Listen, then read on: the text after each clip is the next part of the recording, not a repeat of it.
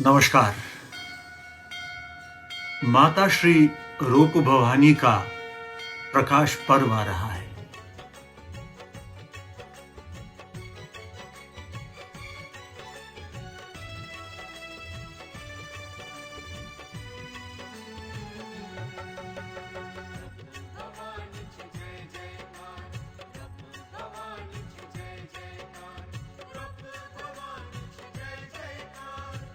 माता रूप भवानी का जन्म ज्येष्ठ शुक्ल पक्ष पूर्णिमा को हुआ था 1621 ईस्वी में। माता रूप भवानी 17वीं सदी की एक बहुत ही उच्च दर्जे की सेंट थी।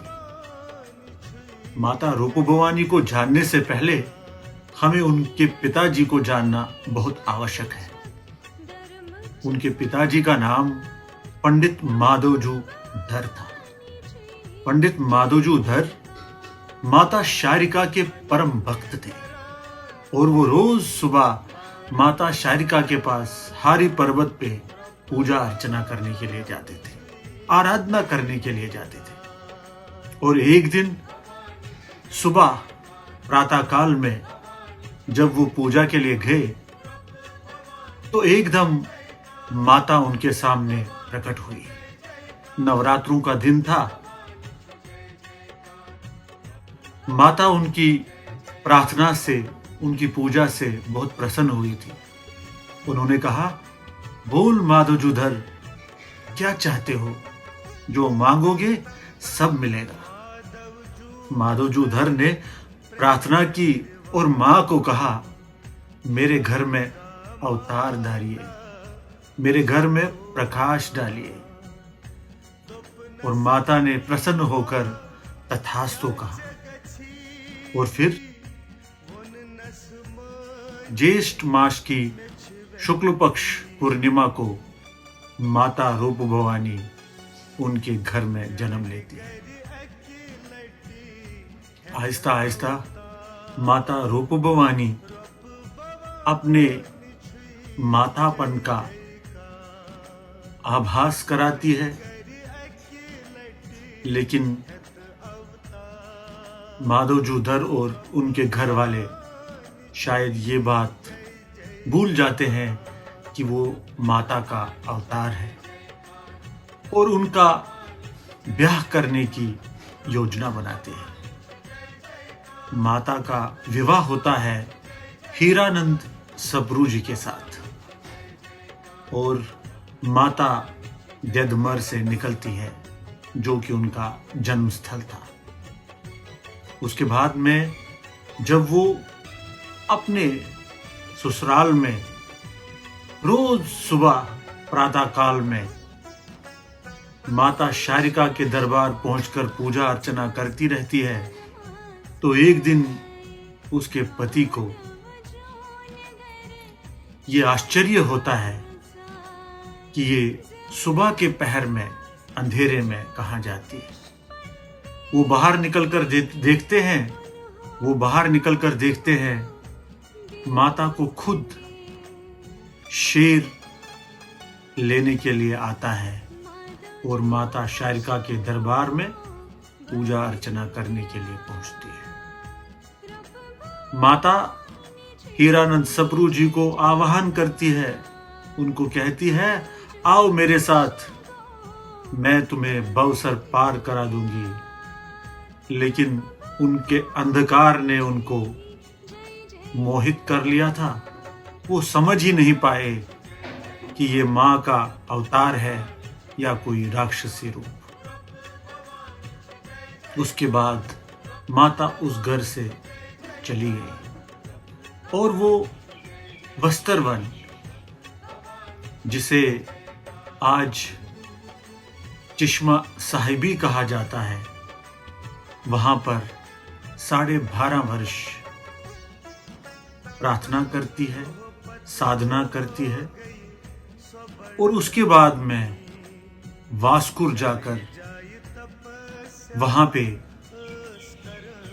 12.5 वर्ष तपस्या करती है। फिर वुत्शन, मणिगाम, लार इन सभी जगहों पे जाके वो ऐसे ऐसे चमत्कार करती है कि पूरे लोग जो है आश्चर्यहीन हो जाते हैं। इसी बीच में माता नंबरदार के घर जाती है और नंबरदार के घर को भी कठिनाइयों का सामना करना पड़ता है। वो नंबरदार ही उनको अपने घर ले जाता है, लेकिन माता कहती है अगर मैं तुम्हारे घर आई तो तुम्हें संकट झेलने पड़ेंगे। नंबरदार की श्रद्धा थी, उसने उसको पहचान लिया था, क्योंकि जब वहां एक गाय अचानक से उसके पास आकर एक गड्ढे में खुद ब खुद दूध डाला करती थी, तो उसी बात को परखते ही नंबरदार वहां जाकर उनको अपने घर आने का निमंत्रण देते। नंबरदार के घर में आहिस्ता आहिस्ता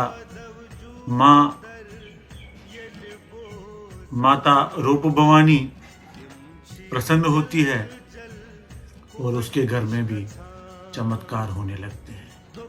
उनके घर में ऐसा एक अन्न का बर्तन ढक कर रखा जाता है जिसमें जितना निकाला जाए कभी कम नहीं होता। वो अपने पिता माधवजूधर को अपना गुरु मान के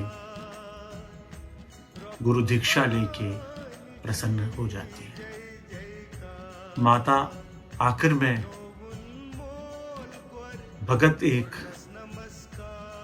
नंदराम जिसका नाम था उसको दर्शन देती है। उसको कहती है जाओ श्रीनगर से किशमिश कंद लेकर आओ। लेकिन जब भगत शहर श्रीनगर पहुंचता है तो वहां वो एक शव यात्रा देखता है। उस शव यात्रा को देखकर आश्चर्यहीन हो जाता है और कहता है कि ये किसको आप शमशान ले जा रहे हो। तो एक भक्त उठ के बोलता है कि ये माता रूप भवानी अंतर्ध्यान हो गई। भगत आश्चर्यहीन हो जाता है और कहता है मैं तो उसी के कहने से यहां आया हूं। वो सारे लोग आश्चर्य में पड़ जाते हैं। विमान को नीचे लाया जाता है, देखा जाता है, उसमें सिर्फ केश और कंटो दिखाई देता है, बाकी कुछ नहीं होता है। माता रूप भवानी 1621 में जन्म लेती है और 1721 में उनका अंतर्ध्यान होता है। अंततः आखिर में माघ कृष्ण पक्ष सप्तमी के दिन इस दुनिया को अलविदा कर जाती है। पूरे 100 साल वो जी। हम सब भक्तों पे उनकी कृपा रहे। यही माता रूप भवानी की कहानी है। जय माता रूप भवानी।